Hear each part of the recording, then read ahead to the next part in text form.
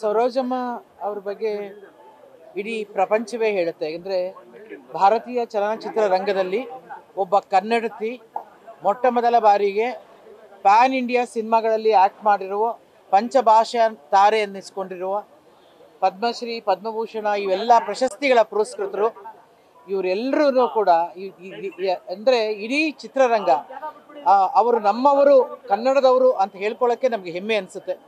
ಅಂತ ಒಬ್ಬ ತಾಯಿಯವರು ಅಫ್ಕೋರ್ಸ್ ನನ್ನ ಅವರ ಒಡನಾಟ ಒಬ್ಬ ತಾಯಿ ಮಗಳ ಹಾಗೆ. ಪ್ರತಿ ಸಾರಿ ಏನೇ ಆದರೂ ಕೂಡ ಮೊದಲು ಫೋನ್ ಬರ್ತಾ ಇದ್ದಿದ್ದೆ ಸರೋಜಮ್ಮ ಅವ್ರ ಫೋನ್. ಮೊನ್ನೆವರೆಗೂ ಕೂಡ ಅವರ ಮಗಳು ದುಬೈಗೆ ಹೋದಾಗ ಈ ಥರ ಹೋಗಿದ್ದಾಳೆ, ದುಬೈಗೆ ಹೋಗಿದ್ದಾಳೆ, ನೀನು ಆದರೆ ನಾನು ಬಾ ಮನೆಗೆ ಅಂತೆಲ್ಲ ಕರೆದ್ರು. ನನ್ನ ಬೇರೆ ನಾನು ಅಂದ್ಕೊಂಡೆ ಅಮ್ಮ ಬರ್ತೀನಿ ಇಂದು ಬಂದುಬಿಡ್ಲಿ ಮನೆಗೆ ಅಂತ ಹೇಳಿಬಿಟ್ಟು ಫೋನಲ್ಲಿ ಇಟ್ಟವಳು. ಅದೇ ನಾನು ಕಡೆ ಬಾರಿ ನಾನು ಮಾತಾಡಿದ್ದು. ಗೊತ್ತಿರಲಿಲ್ಲ, ಆದರೆ ಸುಸ್ತಾಗಿದ್ದರು ಅನ್ನೋದು ಮಾತ್ರ ಗೊತ್ತಿತ್ತು. ಆದರೆ ಜೀವನವನ್ನು ಸಂಪೂರ್ಣವಾಗಿ ತುಂಬ ಪಾಸಿಟಿವ್ ಆಗಿ ಅನುಭವಿಸಿದ ಒಂದು ಕಲಾವಿದೆ ಅವರು.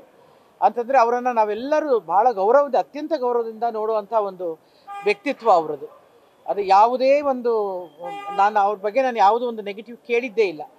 ಆ ಥರದ ಒಂದು ವ್ಯಕ್ತಿತ್ವವನ್ನು ಬೆಳೆಸಿಕೊಂಡಂಥ ಅಥವಾ ಒಂದು ಹೀರೋ ಸಮಾನರಾದ ಯಾರಾದರೂ ಒಂದು ಇದ್ದರೆ ಒಂದು ಗಂಡಸಿಗೆ ಸಮಾನರಾಗಿ ಬದುಕದಂಥ ಕಲಾವಿದೆ ಅವರು. ಇವತ್ತು ನಮ್ಮನ್ನು ದೈಹಿಕವಾಗಿ ಮಾತ್ರ ಅವರು ಹೋಗಿದ್ದಾರೆ, ಆದರೆ ನಮ್ಮ ಜೊತೆ ಯಾವಾಗಲೂ ಇದ್ದೇ ಇರ್ತಾರೆ, ನಮ್ಗೆ ಆಶೀರ್ವಾದ ಮಾಡೇ ಮಾಡ್ತಾರೆ ಅನ್ನೋ ನಂಬಿಕೆ ನಮ್ಮೆಲ್ಲರದು. ನ್ಯೂಸ್ ಫಸ್ಟ್ ನಿರ್ಭೀತಿಯಿಂದ ನಿಮ್ಮ ಪರವಾಗಿ.